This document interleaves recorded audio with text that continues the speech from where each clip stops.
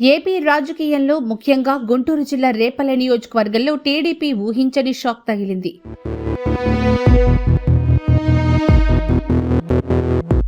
ప్రముఖ కాపు నేత, TDP senior నేత, ప్రధాన అనుచరుడైన గూడపాటి శ్రీనివాసరావు టీడీపీని వీడి వైఎస్ఆర్ కాంగ్రెస్ పార్టీలో చేరారు.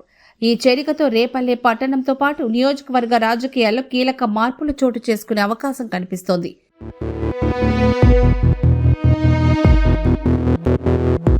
తాడేపల్లిలోని వైఎస్ఆర్సీపీ కేంద్ర కార్యాలయంలో జరిగిన ఈ కార్యక్రమంలో గూడపాటి శ్రీనివాసరావు తన అనుచరులతో కలిసి వైఎస్ఆర్సీపీ తీర్థం పుచ్చుకున్నారు.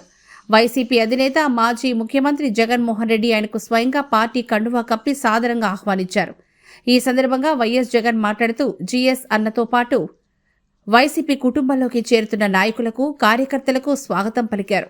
జీఎస్ అన్నను గుండెల్లో పెట్టుకుంటానని, పార్టీలో ఆయనకు తగిన ప్రాధాన్యత ఉంటుందని హామీ ఇచ్చారు. నియోజకవర్గ పార్టీ ఇన్ఛార్జ్ పీట నాగమోహన కృష్ణను తమ్ముడిలా భావించి రాబోయే ఎన్నికల్లో వైసీపీ విజయం కోసం అందరూ కలిసికట్టుగా కృషి చేయాలని కోరారు. జీఎస్ చేరికతో రేపల్లె నియోజకవర్గంలో, ముఖ్యంగా పట్టణ ప్రాంతంలో పార్టీ మరింత బలపడుతుందని ఆయన ఆశాభావం వ్యక్తం చేశారు. జీఎస్ అన్నతో పాటు మరికొంతమంది సహచరులు భరత్,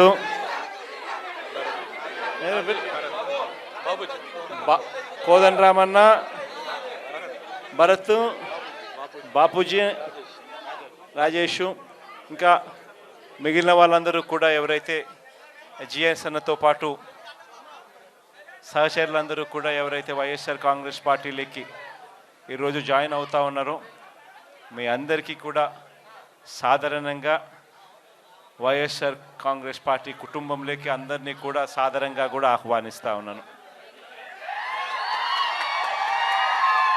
అదేవిధంగా జిఎస్ అన్నను కూడా గుండెల్లో పెట్టుకుంటాను. జిఎస్ అన్నకు కూడా అన్ని రకాలుగా కూడా మంచి చేస్తాడు అని చెప్పి కూడా ఖచ్చితంగా చెప్తా ఉన్నాను. అంటే మీరందరూ రావడం, మోహన్ను తమ్ముడుగానే భావించి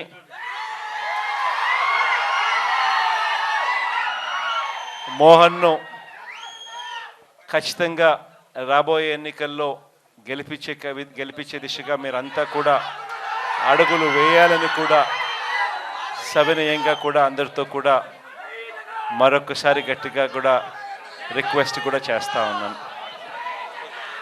జిఎస్ అన్న రాకతో రేపల్లెలో, మరి ముఖ్యంగా టౌన్లో పార్టీ మరింతగా కూడా బలపడుతుందని చెప్పి కూడా ఆశిస్తూ ఉన్నాను.